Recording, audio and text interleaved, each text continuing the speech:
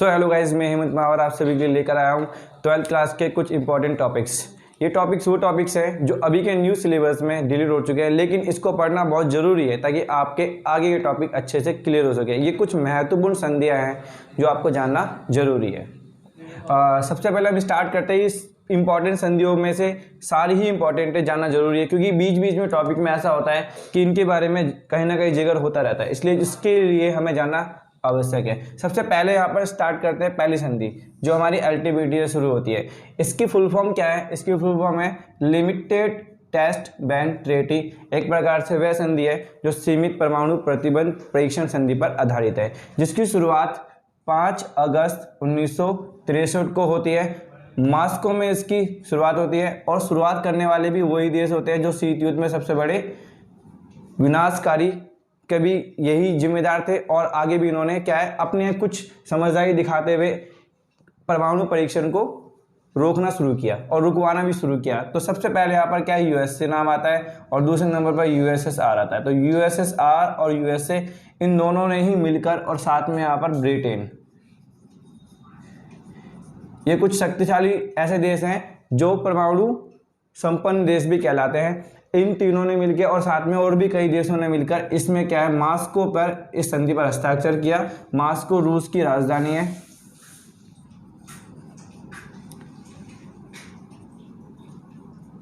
वर्तमान में मॉस्को इसकी राजधानी है, ठीक है। इस संधि के शुरुआत के कुछ टाइम बाद यानी कि 10 अक्टूबर 1963 को ये संधि प्रभावित हो जाती है, यानी कि लागू हो जाती है, और आगे चलकर ये क्या है परमाणु के प्रसार को रोकने में कुछ महत्वपूर्ण कार्य करती है। फिर उसके बाद संधियों का दौर शुरू होता रहता है और शीत युद्ध की पकड़ भी कम होती रहती है। शीत युद्ध, अगर जिसको शीत युद्ध के बारे में अभी तक नहीं पता है तो वो मेरी पहले की वीडियो में जा के देख सकता है। स्टार्टिंग के सारे टॉपिक इसमें डाल दिए गए, ये उसके बाद का टॉपिक है। उसके बाद यहाँ पर आती है कुछ महत्वपूर्ण संधियों में से दूसरी संधि। ये वेरी वेरी इंपॉर्टेंट संधि है। एक एनपीटी हो गया और एक सीटीबीटी हो गया, एलटीबीटी। 3 ऐसी संधियां हैं जो क्वेश्चन के रूप में आती रहती है, 1 नंबर में इनका बहुत बड़ा योगदान है। तो यहाँ पर दूसरी संधि शुरुआत होती है। दूसरी संधि में आता है एनपीटी। एनपीटी की फुल फॉर्म यहाँ पर है परमाणु अप्रसार संधि। तो परमाणु अप्रसार संधि एक प्रकार से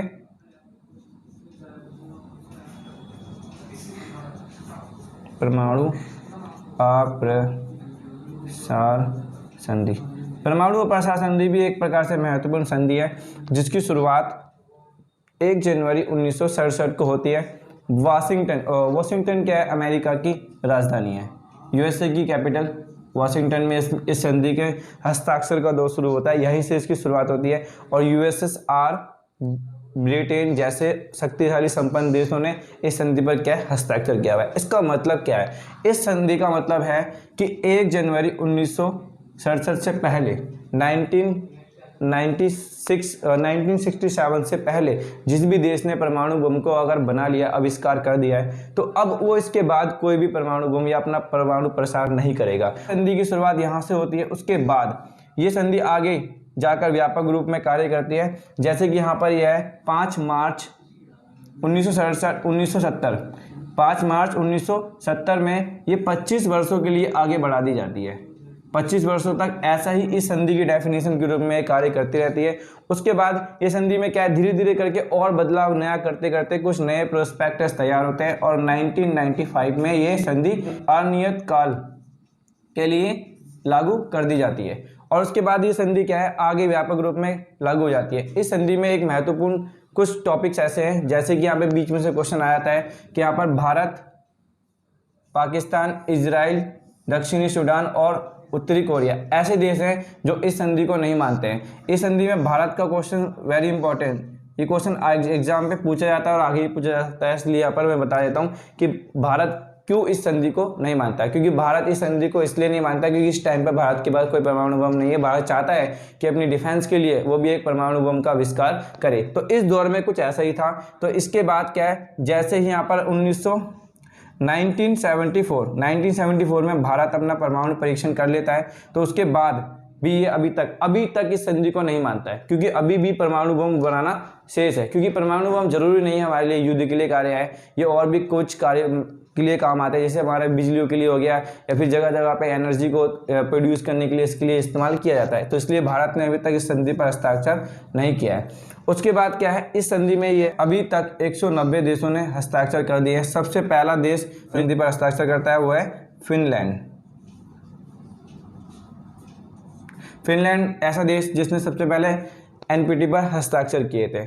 और उसके बाद क्या है, इन 5 देशों में से उत्तरी कोरिया ने भी हस्ताक्षर किए थे, लेकिन इसने क्या इस संधि का उल्लंघन किया, इसलिए संधि से ये बाहर हो गया।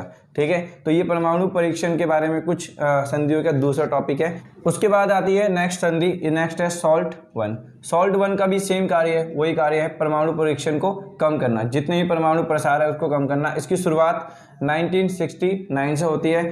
सोवियत संघ के नेता लियोनिड ब्रेजनेव और यूएसए के राष्ट्रपति रिचर्ड निक्सन ने इस संधि में हस्ताक्षर किया मॉस्को में। मॉस्को में बता चुका हूँ रूस की कैपिटल है। 26 मई 1972 को इस संधि का हस्ताक्षर का दौर शुरू होता है। इसी से ही एक संधि और बता देता हूँ यहाँ पर, ABM और 2 संधि और हैं, BWC। ये भी इस प्रकार की ऐसी संधि है जो भी परमाणु परीक्षण को रोकने के लिए कार्य करती है। इसकी फुल फॉर्म है एंटी बैलिस्टिक मिसाइल और यह है केमिकल वेपन्स कन्वेंशन हो गया, और ये बायोलॉजिकल वेपन कन्वेंशन। ये संधियाँ भी उस तरीके से काम करती है जो कि ये वाली संधियाँ काम करती है। ये भी इंपॉर्टेंट संधियाँ हैं, इनको भी याद करना जरूरी है। इनकी फुल फॉर्म्स जो मैं बता रहा हूँ दोबारा बोल देता हूँ, anti ballistic missile, chemical weapon convention और बायोलॉजिकल वेपन कन्वेंशन। ऐसी संधियाँ हैं जो परमाणु परीक्षण को रोकती है। इस संधि के बाद ये संधि इतनी प्रभावी नहीं रही, इसलिए इसमें कुछ बदलाव करके SALT II की शुरुआत होती है नवंबर 1972 में। नवंबर 1972 में इस संधि पे हस्ताक्षर सोवियत संघ के नेता और यूएसए के राष्ट्रपति मिलकर करते हैं, और आगे जाके इस संधि क्या है, परमाणु परीक्षण पर कार्य करती है। नेक्स्ट आती है तुम्हारी वेरी इंपॉर्टेंट संधि, वो है CTBT। CTBT की फुल फॉर्म है व्यापक परमाणु परीक्षण प्रतिबंध संधि। व्यापक परमाणु परीक्षण प्रतिबंध संधि, इसकी शुरुआत 1996 में हुई। CTBT की स्थापना, जैसे कि यहाँ पे लिखा हुआ है, 24 सितंबर 1996 में, और स्टार्टिंग में 61 देशों ने इस पे हस्ताक्षर किए। वर्तमान में इसमें 168 देशों ने इस पे हस्ताक्षर किए, और इस संधि की शुरुआत न्यूयॉर्क शहर से होती है जो यूएसए का एक महत्वपूर्ण सिटी है। ठीक है, इस संधि का भी कार्य क्या है, व्यापक परमाणु परीक्षण प्रतिबंध संधि, यानी कि परमाणु बम के जो व्यापक परीक्षण है, बड़े तौर पर परीक्षण है, उस पर क्या लगाना, प्रतिबंध लगाना। इसमें भी भारत और पाकिस्तान इस संधि पर हस्ताक्षर ना तो पहले किया है और ना ही अभी किया है, मानते नहीं है।